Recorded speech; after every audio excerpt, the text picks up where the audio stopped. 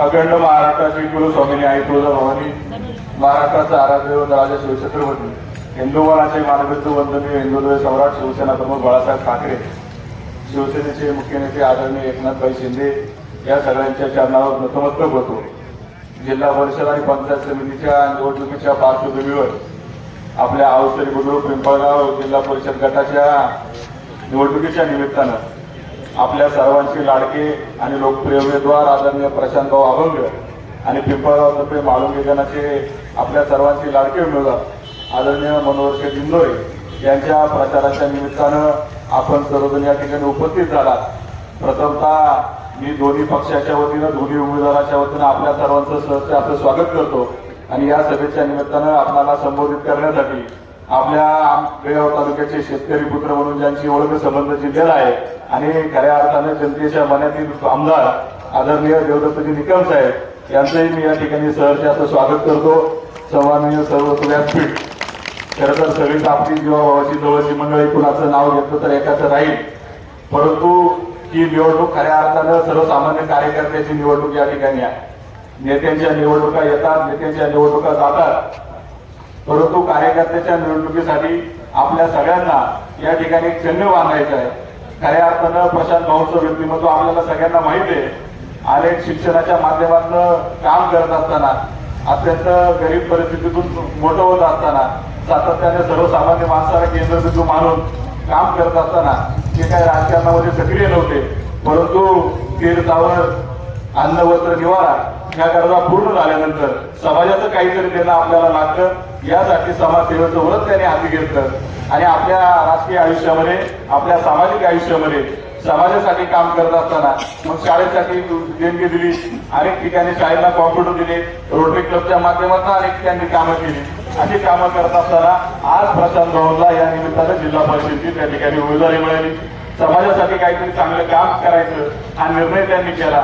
आपले दुसरे उमेदवार आदरणीय मनोहर शेठ इंदोरेंचा परिचय आपल्या सगळ्यांना माहिती आहे। अत्यंत गरीब परिस्थिती, चांडोली गावामध्ये राहत असताना लहान असताना त्यांचं पितृक्षेत्र हरपलं, परंतु आपल्या पिंपळगावमध्ये त्यांचे मामाचं गाव या ठिकाणी येऊन आपल्या सगळ्यांना त्यांची पार्श्वभूमी माहिती आहे। वडापावची गाडी चालवणं, हार विकण्यापासून अनेक कष्टाची कामं केली।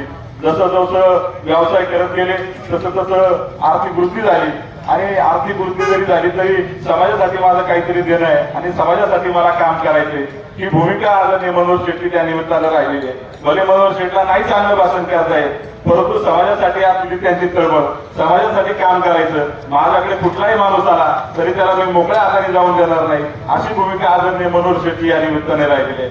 खरं तर त्यांच्याबद्दलचं एक प्रत्येक चेअरमन साहेब मला आपल्याला सांगितलं पाहिजे। माझ्या वडगावमध्ये त्यांनी जवळजवळ 9 लायब्ररीची कामे केली। मी जेव्हा गावात सरपंच झालो त्याच्यानंतर त्या दिवशी प्रचाराच्या दरम्यान आम्ही फिरत होतो। प्रचाराच्या निमित्तानं फिरत असताना एका व्यक्तीने सांगितलं की माझ्या विहिरीचं काम करायचं होतं, जमिनीची लेवल करायची होती, माझ्याकडे पैसे नव्हते। मी मनोहर शेठला सांगितलं माझी परिस्थिती नाही, माझ्याकडे 30,000 रुपये। मनोहर शेठने तेच पैसे 30,000 घेतले आणि अख्ख्या याचं बिल झालं होतं 1,86,000 रुपये आणि वरचे पैसे त्या शेतकऱ्याने 1 वर्षानंतर ते पैसे मनोहर शेठला दिले। 1 वर्षात सुद्धा मनोहर शेठ एकदा सुद्धा त्याच्या दारात गेले नाही। इतका दिलदार मनाचा माणूस त्या ठिकाणी आपला उमेदवार म्हणून आपल्या समोर आहे। खरं तर दोन्ही उमेदवार तितकेच तुल्यबळ त्या ठिकाणी आहेत। राजकीय व्यासपीठ आज या ठिकाणी खुली झालेली आहे। निवडणूक चेअरमन साहेब मला वाटतं निवडणुकीसारखीच झाली पाहिजे आणि विकासाच्या बातांनी लोक करतात। आता खऱ्या अर्थानं दुकानाला चौक सोडल्यानंतर किती विकास झाला याला तरी तुम्ही सगळ्यांनी पाहिला असेल। मी पण पिंपळगावचा मी फक्त राहिला वडगावला सरपंच झालो, एवढी गोष्ट याच्यापेक्षा वेगळा चेअरमन साहेब काय नाही। हे गाव माझंच, माझी लोक मला माहिती आहेत आणि येणाऱ्या काळामध्ये पिंपळगाव आणि वडगाव काश्मीर ही दोन्ही गावं तुमच्या दोघांच्या विजयामध्ये विजयाची सलामी दिल्याशिवाय राहणार नाही। आज शब्द मी छत्रपती शिवाजी महाराजांच्या साक्षीने आपल्याला देतो।